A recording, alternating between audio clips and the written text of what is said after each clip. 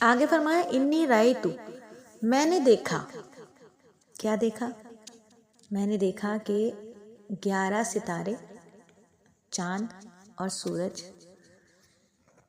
لیکن انی کے لفظ پر بھی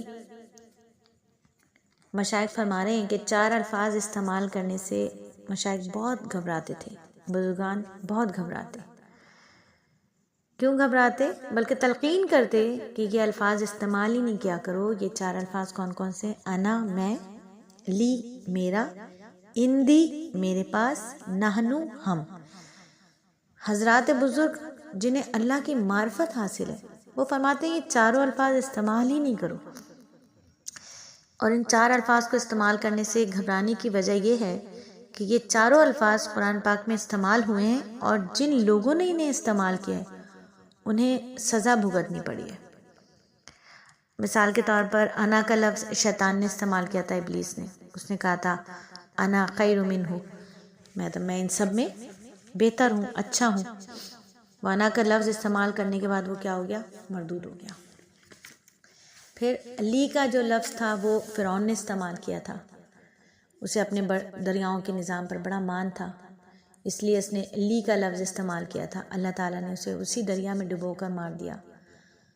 اللہ نے فرما دیا، گویا یہ فرمایا نا کہ جس چیز پر تجھے ناز ہے تیرا انجام بھی اسی میں ہوگا، اور تجھے پتہ چلے گا کہ یہ دریا تمہارے ہیں یا کسی اور کے ہیں. اسے بڑا مان تھا نا اپنے دریاؤں کے نظام پر، تو اللہ نے اسی دریا میں ڈبو دیا. اندی کا لفظ قارون نے استعمال کیا تھا کہ میرے پاس جو مال ہے یہ میرے خون پسینے کی کمائی ہے، میرے پاس میرا خون پسینہ.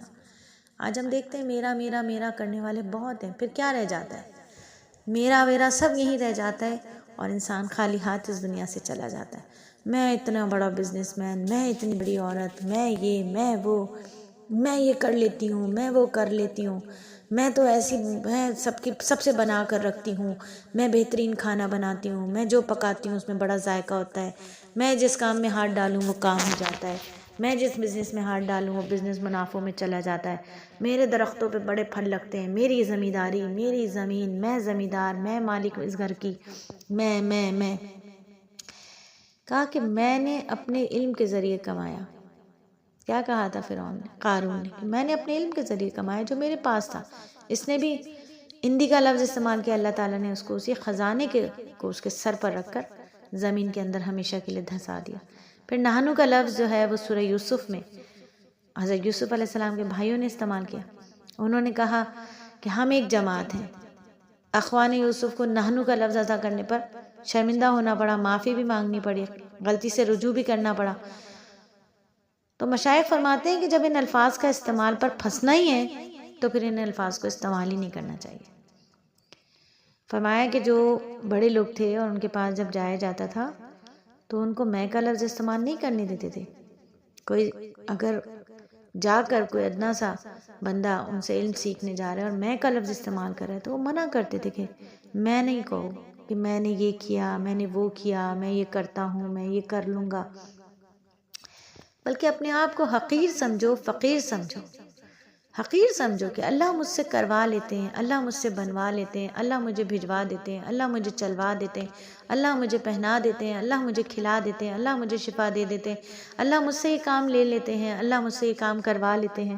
فقیر ہے. اللہ رب العزت نے انسان کو فقیر ہی تو کہا ہے. اللہ رب العزت فرماتے ہیں یا ایھا الانسان انتم فقراء. فقیر کا نام دیا ہے. جب اللہ نے ہی اپنے بندوں کو یہ نام دیا ہے تو یہ سب سے اچھا نام ہے، یہی نام استعمال کرنا چاہیے. تو جب جو انسان خود اپنی ذات میں فقیر ہوگا، اپنے آپ میں حقیر ہوگا، وہ کسی کے لیے کیا کرے گا؟ ہاں مالک اس سے جو بھی کروانے، جو بندگی کے اندر ہوگا، جو بندہ ہوگا، جو بندی ہوگی، وہ تو پھر مالک کے حکم کے غلام ہوگی نا. غلام ہے، عبد ہے، غلام ہے کہ اللہ مجھ سے جو چاہیں کروا لے، وہ میرے مالک ہیں، قادر ہیں. یہی نام ہمیں اللہ رب العزت نے دیا ہے.